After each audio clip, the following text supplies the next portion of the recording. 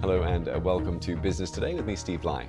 Now, it's a big week for markets, with investors eyeing the Federal Reserve's first policy decision of the year on Thursday.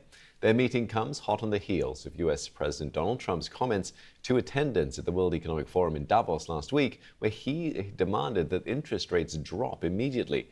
Also, during the week, we get a report card from the tech giants of Microsoft, Alphabet, Meta, and Tesla. Now, for more on the outlook for markets and the new era of Trump, let's bring in Jameel Ahmad. He's Chief Analyst at GTC Global Trade. Jameel, thanks for joining me today.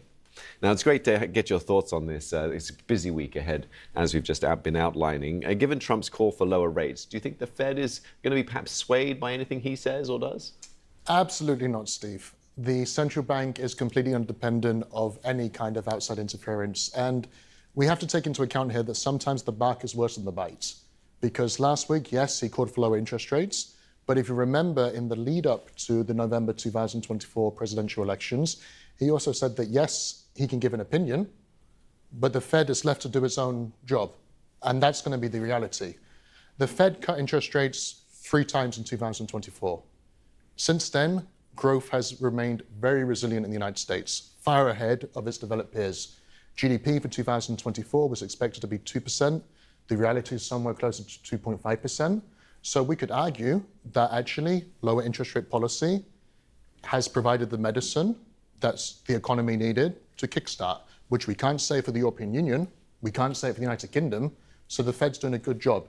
However, what I do think we can talk about is that after that blowout US monthly jobs report earlier this month, more than 250,000 jobs were added in December, markets completely dialed down their hype on Fed expectations this year. Should these tariffs come into play? Should they impact consumer spending in the US economy, which is the highest contributor of GDP growth? It impacts the everyday person on the street. And should that lead to a downside risk on economic growth this year? Then yes, the Fed may cut more than once in 2025. I think everybody's looking at the inflation threats, but they're not looking at the reality, which is the direct impact on the ground. And that's the economic macro matter that matters the most to the Fed.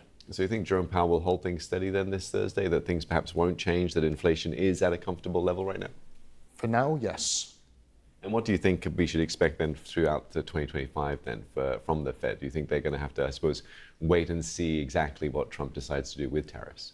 Yeah, this is the unknown. Exactly. We have to wait and see. As we spoke about before, we know Make America Great Again version 2 is going to be Make America Great Again on steroids compared to what we saw last time.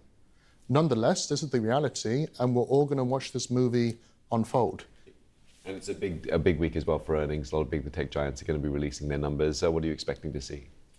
Well, look, the threat is that we're seeing from the tech giants so forth is that earnings are starting to slow in comparison to previous quarters. However, one of those Trump plays is that we're going to see lower taxes, more fiscal stimulus and so forth, which in the longer term improves profitability, not just for tech, but for all of the listed companies. So should that come out in the earnings, that actually we see some upside potential for upcoming quarters, the tech rally can continue. And we have to take into account now that tech giants are so big, it's no longer the big 5, it's the big 7, soon it'll be the big 11 and so forth. They have a market capitalization far more than major economies. And I don't see that trend finishing. All right, thanks very much, Jameel. We'll leave it there for now. Jameel Ahmad, Chief Analyst at GTC Global Trade.